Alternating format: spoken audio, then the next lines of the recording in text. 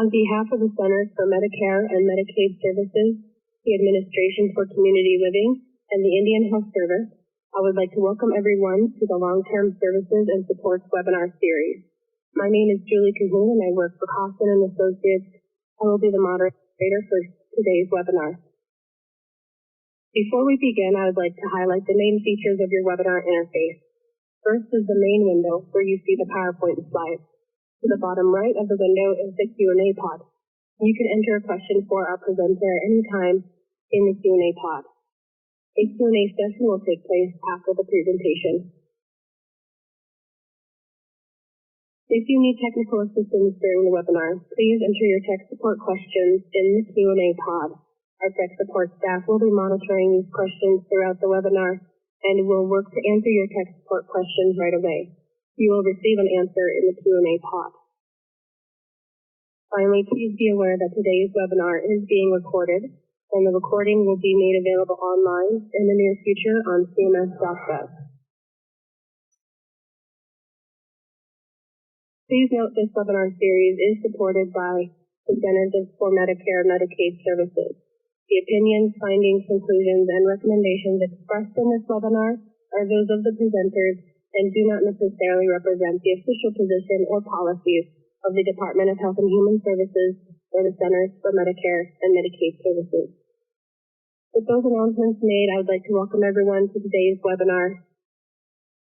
Today's webinar is titled Reclaiming Indigenous Food Relationships, Improving Health with Culture. Our presenter today is Donna Sosa.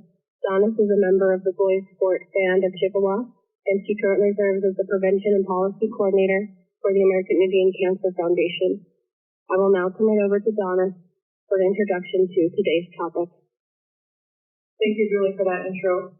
Again, my name is Donna. I'm from the Boys Sport Band of Chippewa, which is located in northern Minnesota, originally from the Keweenaw Bay Indian community, which is a small Ojibwe community in the Upper Peninsula of Michigan.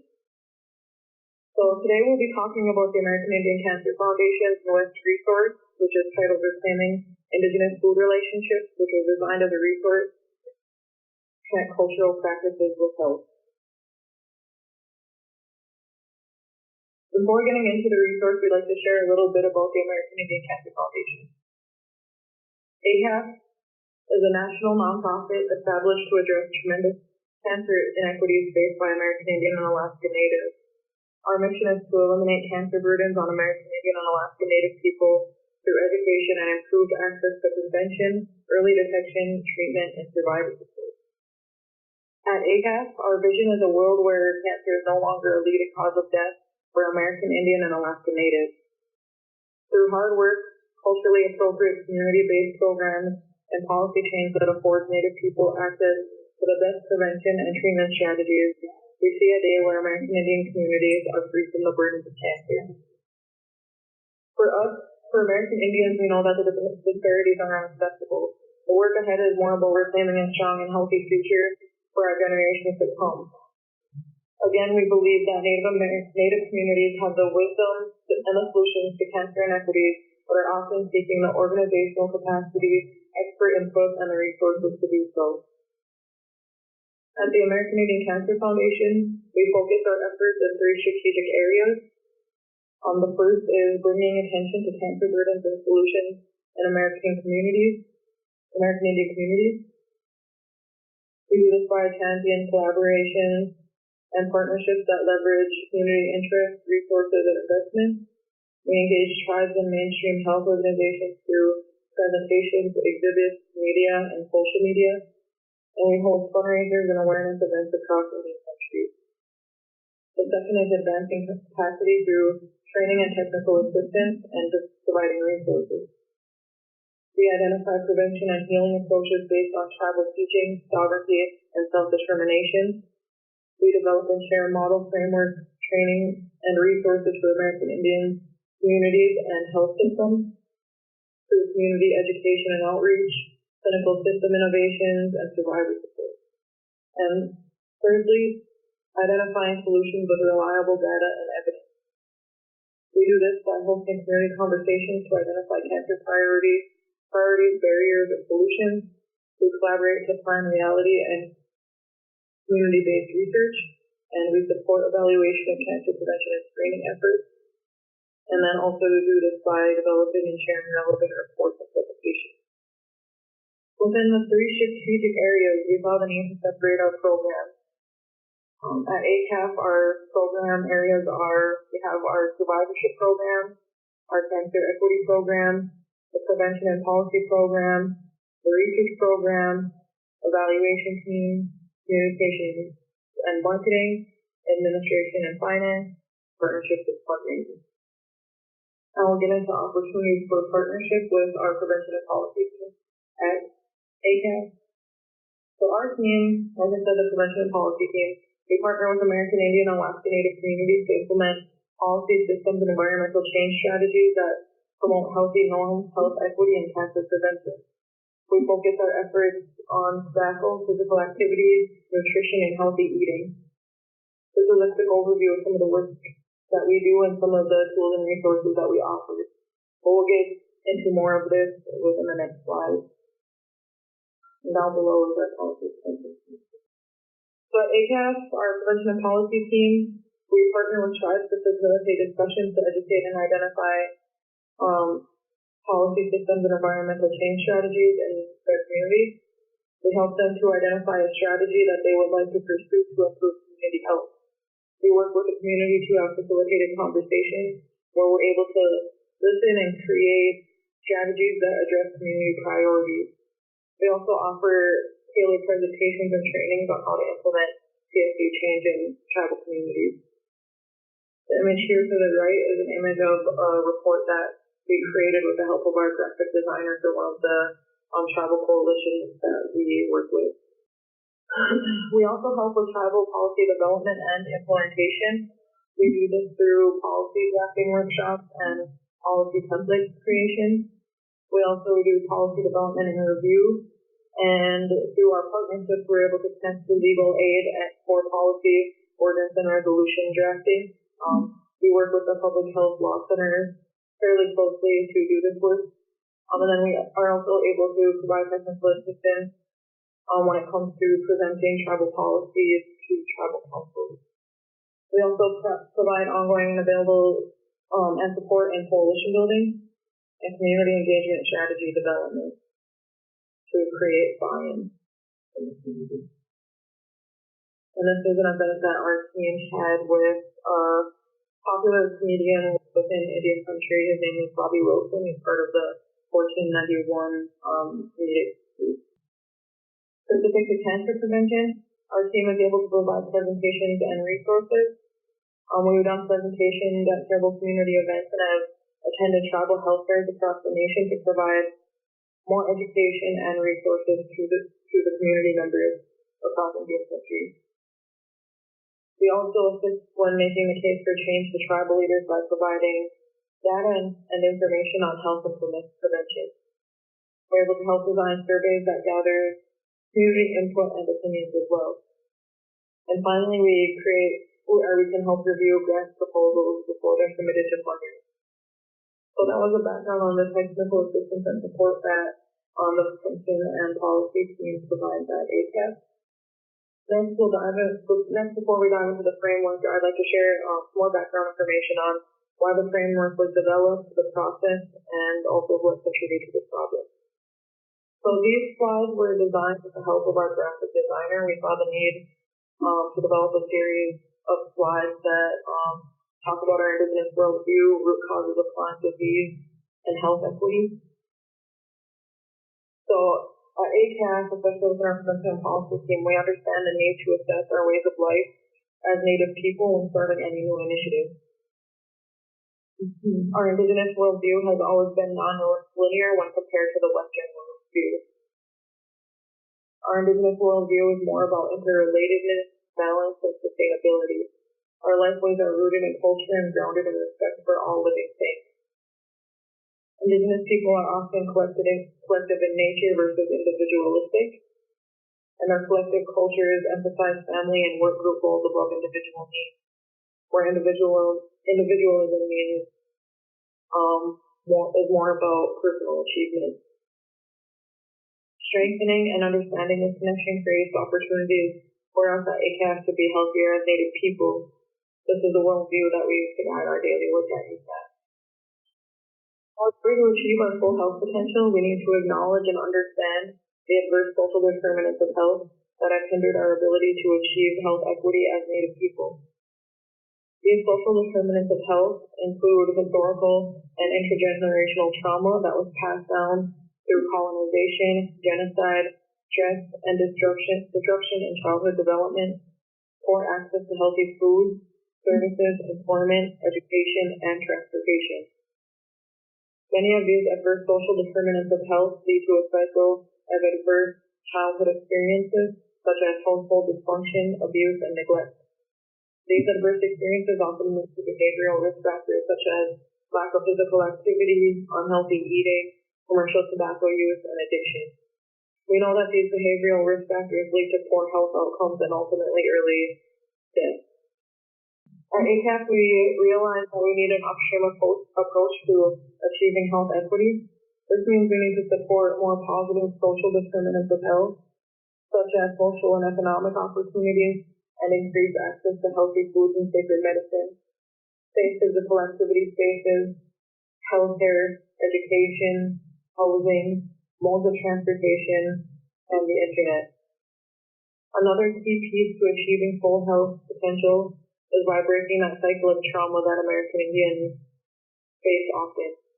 This includes protective factors such as cultural connectedness, a sense of belonging, resiliency, and practicing healthy coping skills. By nurturing stable relationships, providing culturally tailored family education, connecting families to community system resources, and providing spaces for breastfeeding allows us to help prevent adverse childhood experiences. And finally, by incorporating a balanced lifestyle, including physical, mental, emotional, and spiritual balance, we are able to achieve health equity and achieve our full health potential as Native people and communities. So as a result of colonization and historical trauma, American Indians face tremendous inequities in cancer and other chronic diseases, and we also suffer from some of the highest rates of chronic disease and have the lowest life expectancy in the United States. As you can see in the image to the left, cancer death rates for American Indians and Alaska Natives have increased over a 20-year span while decreasing for the white population over the same time frame. American Indians and Alaska Natives are often on the worst end of every health indicator reported. For example, access to health care, environmental quality, substance abuse, and among other things.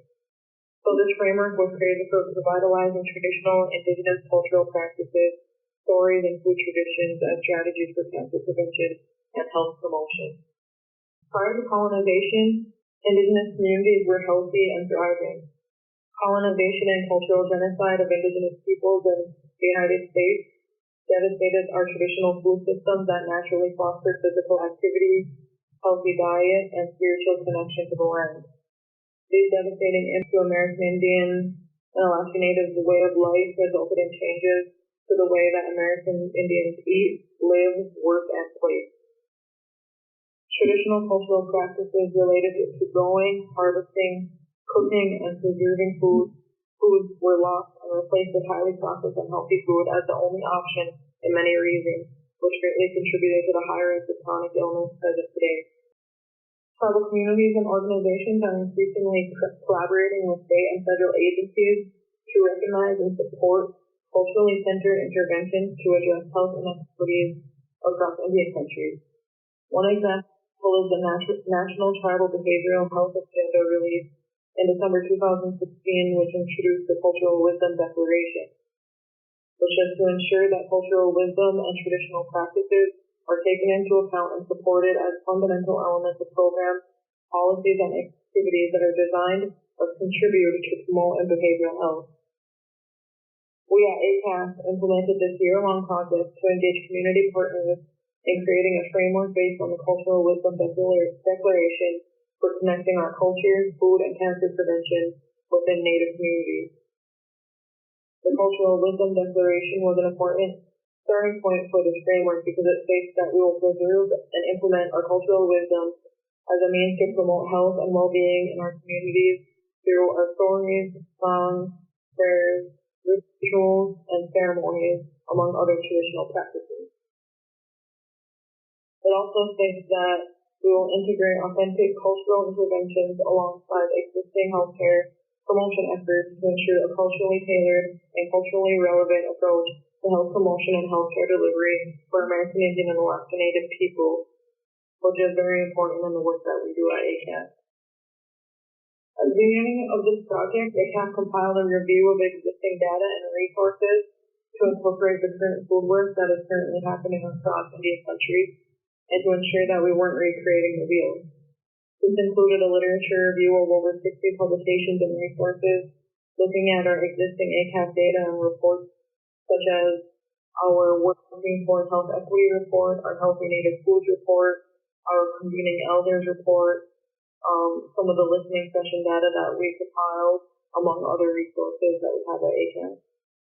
We also looked at the current food work funding landscape for our region, discover which funding streams are being utilized. The Reclaiming Indigenous Food Relationships framework relates to and addresses themes resulting from the annual 2016 Native Nutrition Conference that is held in Minneapolis. In particular, the need for guiding paradigms and decolonizing of re-indigenizing approaches for translating research into policy and practice and guidance for creating indigenous nutrition initiatives. Since culture is at the center of this framework, and many definitions of culture exist, the group that thought it was very important to develop a shared definition of culture. They came up with this definition, the learned and shared values, beliefs, norms, language, and lifetime practices of a particular group that guides thinking, decisions, and actions in patterned ways and is transmitted to succeeding generations. There are 4 central underlying foundations rooted in Indigenous culture upon which this framework is built. The 4 foundations are planting seeds and knowledge, eating Indigenous, cultural practices, and resources. When all 4 are present and in balance, people are able to achieve their best health possible. These 4 were identified because they represent what is needed to reclaim our connection between food and health. Within each of these foundations are layers, which include the stages of life, the changing seasons, the aspects of health, and Metakio, which means all are related, which we'll discuss those in later slides. At the end of each section of the framework are discussion questions that are presented to encourage thoughtful conversation while engaging with the framework. It is important that there is an open and honest discussion on how normalizing healthy eating can improve individual and community life. We have also included a notes page within the framework to help capture the major themes and thoughts that arise from the various discussions and assessment questions. The discussion questions for this section are general questions to discuss before you dive deeper into the framework and its layers. These questions are: have you identified people in your community with the skills and resources to help you? What cultural resources can you draw upon? What financial resources can you draw upon? And are tribal leaders and community members of all ages invested in your ideas? If not, what needs to happen to get their support? The stages of life is the first layer within the framework, but it's important to note that you can begin at any layer within this framework. In Indigenous cultures, we know that every person has a role and a purpose, which gives us meaning to life and contributes more to a sense of belonging and well-being. Roles and responsibilities around food and culture are shared through intergenerational teaching, storytelling, experiential learning, and mentoring. Stories and practices for Native wisdom uplift the 7 generations mindset to guide thinking about the future while connecting with the past. This layer outlines the roles that elders, adults, youth, and babies play in 4 foundations with food at the center. We have included strategies for babies, youth, adults, and elders that connect our Indigenous cultural ways to health promotion and chronic disease prevention. The stages of life strategies shown here are the elder strategies. As you can see, each strategy is categorized into one of the foundations. The red circle represents cultural practices, the blue circle represents resources, the green circle represents planting seeds and knowledge, and the orange represents eating indigenous. We can do things like invite elders to share traditional teachings, customs, and stories with younger generations, and teachers to serve elders first at community events. We can include elders in program planning to connect them to gardening, recruit elders to teach traditional seed saving and stewardship practices, and share our harvest with elders within the community and with the elders nutrition programs. The discussion questions for the stages of life layer are: how can the food you eat contribute to health at each stage of life? How does food availability and quality impact health throughout the ages? How does our relationship to the components of the root system change as we grow older? What are the teachings we have about our roles related to food in each stage of life? The second layer of the framework is made up of the changing seasons, which vary by location, but for the purpose of this framework, spring, summer, fall, and winter have been identified. Each season brings new opportunities. This layer guides users through recommended activities for connecting the seasons with the core foundations of the root system to improve health. This slide demonstrates the changing seasons layer strategies for the summer season.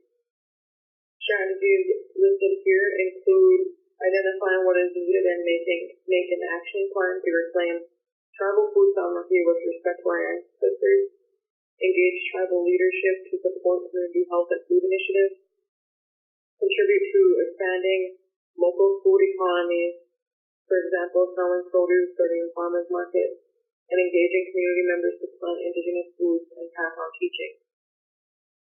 Harvesting and enjoying seasonal garden produce, wild berries, fruits, and roots.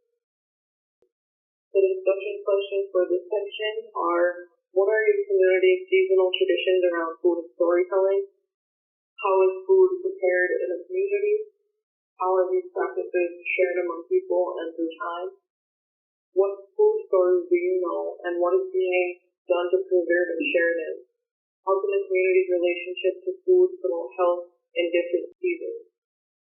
In this layer, the 4 parts of the medicine wheel are representative of the aspects of health, which include physical, mental, emotional, and spiritual.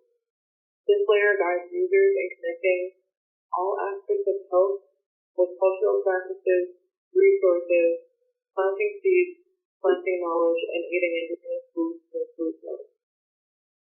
This slide shows the emotional strategies for the aspects of health layer.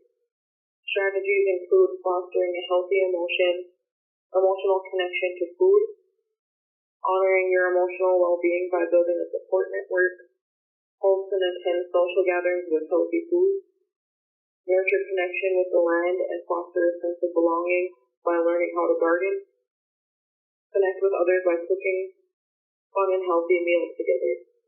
The discussion questions for the aspects of health layer are: what does a healthy community look like to you? What more do you need to make your vision of a healthy community a reality? What food resources exist in your community? How can they be used to create more positive change in normal and healthy eating? How can you ensure that your vision of a healthy community is designed to be sustainable? The Lakota teaching Matapiye Oyasin means we are all connected. People, plants, and animals are all related and we take care of each other. This teaching helps us understand that we can achieve health when we are in balance. If one aspect of health, for example, mental, physical, emotional, or spiritual, is off, others become out of balance. Like the teachings, this framework is designed to connect the stages of life, the changing seasons, and our aspects of health in a holistic way to achieve good health through food. The framework reminds us that our culture reflects our values, our qualities, and our abilities. So to determine if using this framework is of value to your community, consider the following assessment questions. Does this framework help people identify and share insights about your traditions of culture? What connections between culture, food, and health were shared? Were all people who assembled around this framework able to share their thoughts? And what changes do you expect to occur in response to engagement with this framework? The image in the background is one of the tribal communities in Minnesota that we provide technical assistance to for their tribal health and wellness coalition, which is comprised of those communities. How can you apply the framework in your tribal community? So the framework supports Native communities in their efforts to rely on culturally informed health promotion activities related to food while demonstrating the value of and need for culturally centered approaches to improving health outcomes. You can use this framework in several ways that make sense to your community. For example, one way to use this framework is to host community conversations to review the framework with stakeholders, which could include community members, local food and health advocates, and your tribal leaders. Use the discussion questions that were provided earlier at the end of each section to guide your discussion. This will allow you to gain more insight on how you can leverage your tribal community's cultural food ways to advance the health and wellness of your community members. Use this framework as a tool to frame how healthy eating is a way to heal intergenerational trauma and understand how instilling healthy eating behaviors in young people can increase their resiliency to adverse childhood experiences. You can also use the framework as a guide to justify implementing culture as prevention strategies to major funding agencies who traditionally do not fund this type of work. This can help educate funders on the importance of culture as prevention to promote health in our Native communities. You can incorporate the framework into health education curriculum to instill the importance of using cultural ways to be healthy. You can use the framework as a tool to help any new staff to familiarize themselves to American Indian community food work and generate new ideas.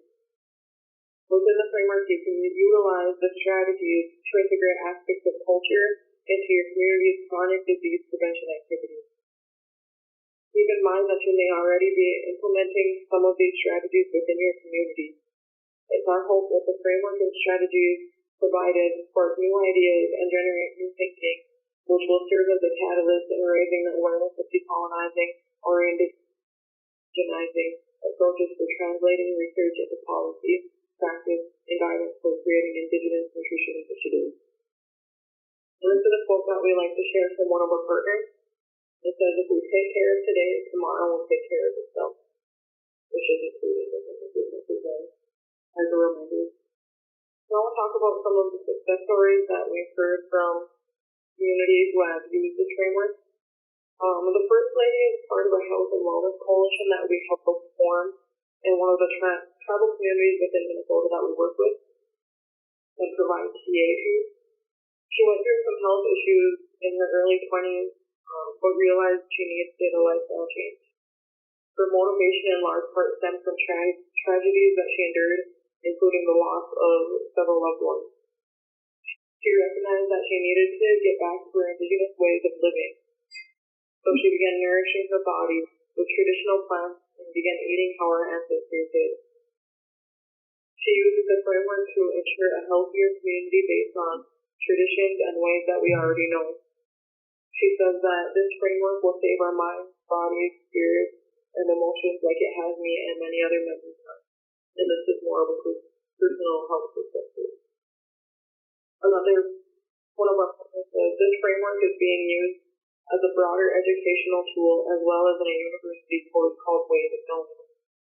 This class trains students to think about different knowledge systems and gives them the building blocks to apply connectedness to other situations. Before the framework was printed, this class was taught by using concepts from the stages of life to circle based on tornado ways of knowing, which was a case that was developed by the Tapestry Institute. When Reclaiming Indigenous Food Relationships was released, the professor of this class was excited that there was a real-life example to present. He helped in the creation of the framework, and he plans to feature it more centrally within upcoming courses. He says it's not just an exercise, ACAP is using it for cancer prevention. A nutritionist within another tribe in Minnesota that we work with said that The correlation between commercialized food and cancer is undeniable, and if we can lessen that impact on our health, positive benefits would seem to naturally fall into place. She provides nutrition, education, and counseling, gives general evaluations and regular visits of elderly malnourished cancer patients. She believes having the elements built into a framework has given her program more direction. The Reclaiming Indigenous Food Relationships framework is often presented at community events where members demonstrate cooking and was also featured at a fall feast to showcase their traditional Indigenous foods. So at ICAS, we create several of our own prevention and policy resources. We have the plethora that are located on our website, a lot of them related to cancer prevention and among several different cancers. We have breast cancer information, breastfeeding infographics, tobacco cessation infographics, among other things. But within our prevention and policy team, we have our ordering nutrition and indigenous food guidelines and checklists. The goal of this resource is to start to normalize healthy and indigenous eating and foods among American Indians and Alaska Native communities across the nation. Healthy eating plays an important role in chronic disease prevention, and we hope that this tool is one solution in progressing towards having our communities free from the burdens of cancer. This tool is designed for really anyone to use, and for anyone that may be ordering or serving food for a meeting, event, or gathering. When you open up the resource, the first section is the serving guidelines and checklist. It covers everything from serving sizes, portion sizes, and food preparation. You can see here the guideline is on the left. The guidelines is on the left and the checklist is on the right. For example, if you're looking for guidance on desserts, look for the corresponding section. The guideline reads, ensure dessert dimensions are not larger than 2 inches by 2 inches. Choose fresh fruit for half or more of the dessert, or choose desserts that are 100 calories or less. This is another resource that we have created. This is our Healthy Eating for Strong Native Communities infographic. We have several different forms of this. We have healthy eating. We have a traditional tobacco one for strong Native communities, and then we have a physical activity one for strong Native communities. So this infographic details different healthy eating policy systems and environmental change strategies throughout tribal communities. So if you're looking for more PSC ideas related to healthy eating, this would be a healthy resource for you. And again, like I said, we have a traditional tobacco one and a physical activity one that is created that is similar to this as well. That provides those PSC strategies. So more closer look, these are just some of the strategies that are within the healthy eating for strong Native communities resource. For example, at a store on the reservation in the tribal community, it says enact policy requiring healthy advertising and marketing at checkout areas, and increase taxes on unhealthy options and decrease taxes on healthy options. And then we have PSC strategies for a tribal clinic. This one says offer culturally appropriate nutritional counseling, including breastfeeding education, and initiate fruit and vegetable prescription programs with vouchers redeemable at stores and farmers markets. So that's all that we have for right now. And just to remind you, the Reclaiming Indigenous Food Relationships framework is available on our website at acas.org. Feel free to make and distribute copies of this material. And we're also able to provide hard copies if needed. So just reach out to us if you have any questions regarding that. And our contact info is right there. That's all that I have. Great. Thank you, Donna. That's a wonderful presentation and a lot of great information that you shared. So at this time, we'll go ahead and open up the floor for questions from the audience. If you have any questions for Donna about the content that she shared, please type in the question to the Q&A pod located at the bottom right side of your screen. And so we do have a question at this time. And the question is, this individual is interested in hosting a healthy meeting events for policymaking within their organization. Donna, is this something that your organization could be able to assist with before their implementation of the policy? Okay.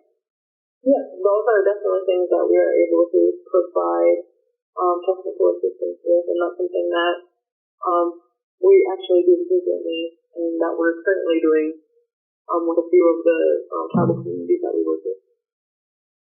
Great, and again, for contact for that, would they just need to go to the website, or is there someone specifically that they could connect with? Yeah, that could definitely be our prevention and policy team, myself.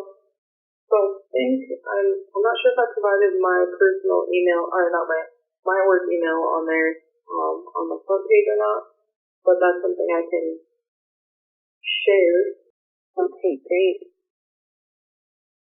Okay, so just so everyone knows, in the welcome pod, which is directly above the Q&A pod, I've entered in Donna's email address there for you, so that should be available for you to connect with Donna directly. So the next question is, how long did it take you to implement this program and framework? The framework, I know that it took about probably a year. The thing that's important to gauge is if your community or like wherever you plan to utilize this framework, if they're basically ready for it, then it takes a lot of that buy-in that I was talking about earlier on in the presentation, but specific for this program. Okay, so it took over a year to develop the framework, and then when you apply the framework for a community, that's dependent on the community's specific readiness level? Yep, yes. And like I said, one of the communities that we did work with that does use this framework is a community that has a health and wellness coalition currently formed. So we work with them quite frequently. So for them to be able to utilize this framework, they were at that stage where they were ready. They had, a coalition that was ready to, help promote it and utilize it. And the next question is related to the taxing of unhealthy foods, as you mentioned. So the question is, could you review what happened with the Navajo Nation in Arizona when they tried to tax unhealthy foods? Do you know about that? I'm not quite familiar with that. Okay. I'll move on to the next question. Where did the American Indian Inequities Cancer Death Rate statistics come from? Right, so we compiled a lot of data from, so we have a cancer burden booklet that we created. It's actually the title, American Indian Cancer Burden, Cancer Facts for American Indian Alaska Natives. And this was, the information was gathered from the disparities in cancer, mortality, and incidence among American Indians and Alaska Natives in the United States, which was published by the American Journal of Public Health. So a lot of that data that we had, we compiled into a booklet that has very specific regional data for American Indians. And that's available on our website at acac.org. Okay.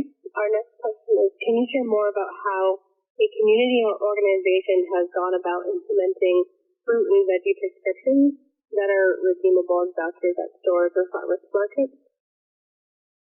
Sure. These are just more of examples that we utilize with some tags that we have heard from, such as the California Rural Indian Health Board has some good health and wellness grantees that I believe and that provides some of these flooring systems, environmental type changes. So this is basically something that you would kind of have to work with through whoever's sitting on the farmers markets and then at the stores, and then kind of creating, some type of, like a voucher that kind of like eliminates things like that. So I definitely have to find out more detailed information on how that is done, but that's something that is definitely out there that I could find. Okay, great. All right, so we have time for a few more questions. Again, if you have any questions for Donna, please type those into the Q&A pod located at the bottom right side of your screen. Okay, so Donna, are there any last remarks that you would like to share with our audience today before we close? Just that, we have our Reclaiming Indigenous Food Relationships and other resources available on our website, and if you reach out to me via email, for the person who asked the first question, maybe we can talk through some things and see what we can do for you and for anybody else. Okay, so Donna starts to jump the gun there a little bit. We do have a question here that I think would be very interesting to know about. Has your organization worked with dietary departments in tribal nursing homes? Actually, we have not. Not yet, anyways. Okay. And another question has been asked is, have you worked with any organ communities within your work? Again, not yet, but that is something definitely that we are open to. We are a national organization, so we are definitely trying to partner with as many tribal communities within all of the states as we can. Wonderful. Absolutely. That sounds great. Okay, so I just want to in closing, I'd like to thank Donna for sharing her time today and sharing information about the work that the American Indian Cancer Foundation does related to traditional foods and health. In closing, I would like to remind everyone that today's webinar was recorded and that the audio and presentation slides will be made available online at cns.gov on the Tribal LTSS Technical Assistance Center website. Thank you again for joining today's webinar. Our session is now concluded.